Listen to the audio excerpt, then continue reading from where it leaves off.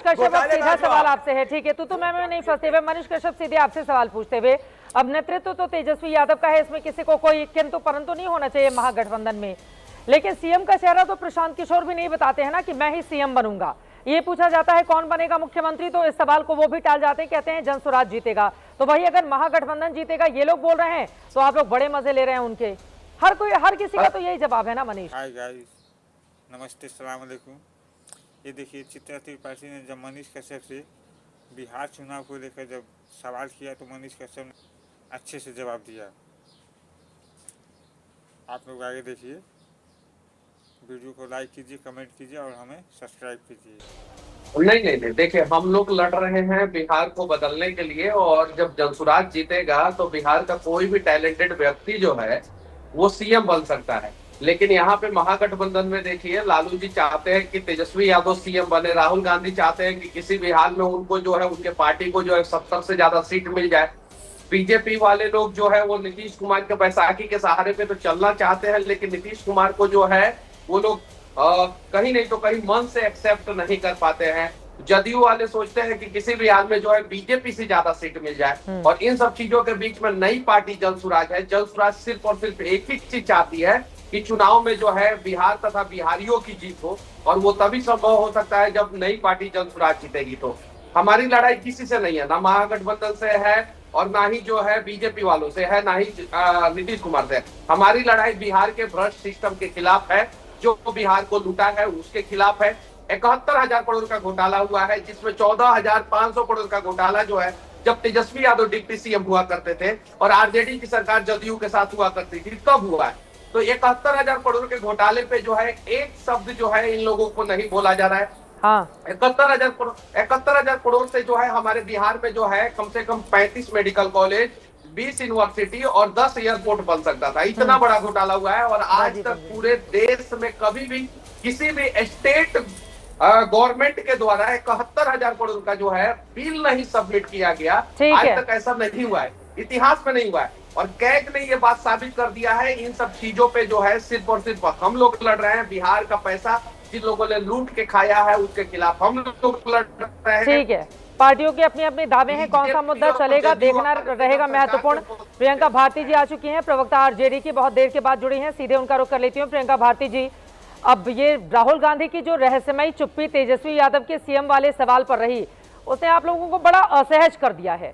क्या दिक्कत थी कांग्रेस पार्टी को? बता देते कि यही इन्हीं का नेतृत्व है, यही बनेंगे मुख्यमंत्री, युवा चेहरा है, देखिए बिहार की आवाज को मजबूत कर रहे हैं। राहुल गांधी क्यों चुप हो गए? प्रियंका भारती जी, अधर में डाल दिया आरजेडी को। आपको मेरी आवाज जा रही है चित्रा जी? बिल्कुल आ रही है आवाज। ओके, आपकी मुझे कुछ भी नहीं सुनाई दे रही थी, इसलिए मैंने पहले कंफर्म कर लिया। खैर, बात ये है कि देखिए, राहुल जी ने तो ये भी कहा कि 2020 में अगर वोट चोरी नहीं हुई होती तो तेजस्वी जी ही मुख्यमंत्री होते।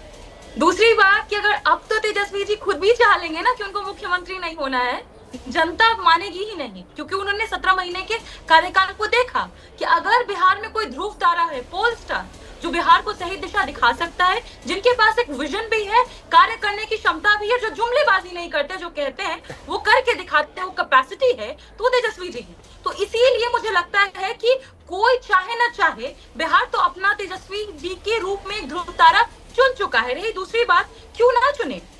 जो सरकार अभी है बिहार में, आपको पता होना चाहिए, पिछले 7 से 8 दिनों में 6-7 बच्चों की हत्या कर दी गई। मैं तो एडल्ट्स की बात भी नहीं कर रही, 2 घटना में। और जब बच्चे के माँ बाप यहाँ जाते हैं मंगल पांडे जी से बात करने के लिए, गाड़ी भगा रहे हैं मंगल जी, दूसरी ओर अशोक चौधरी बात करते हैं, वो बता रहे हैं कि उनके साथ क्या समस्याएं हैं। वहाँ अशोक चौधरी बोलते हैं डीएसपी सब पर कार्रवाई करवाओ। कैसे जनता ऐसे लोगों को स्वीकारेगी जो ना दर्द बांटना जानते हैं, ना दर्द सुनना जानते हैं? और बिहार में मुझे लगता है कि किसी ने बदलाव देखा है तो तेजस्वी जी के कार्यकाल में ही देखा है।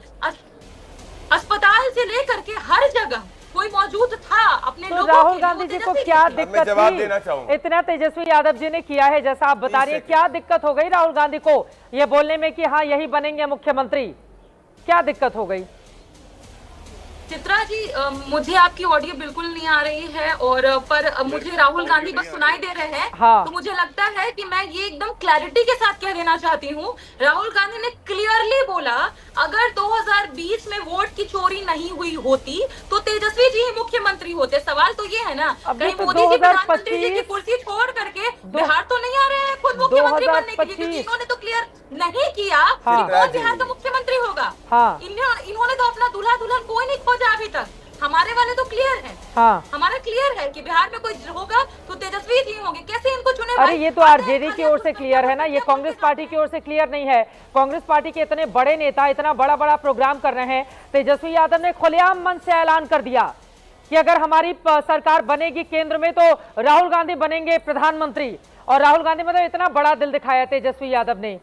और जब राहुल गांधी को अपना बड़ा दिल दिखाने की बात आई तो गोलमोल हमारा समन्वय बड़ा अच्छा है, हम तो मेलजोल कर रहे हैं, बहुत अच्छा है SIR। मतलब आप समझ रहे हैं क्या मिला, ना सनम ही मिला ना बिसाले सनम, एक कोई ऐसी लाइनें हैं मैं भूल गई। प्रियंका भारती, आपके मतलब क्या हाल कर दिया राहुल गांधी ने? अभी तो सवाल सुनाई दिया नहीं? जो सुनाई दिया। Chitra ji, to be honest आपकी बिल्कुल मुझे आवाज नहीं आ रही और पता नहीं मेरी आवाज भी जा रही है कि नहीं जा रही है। आपके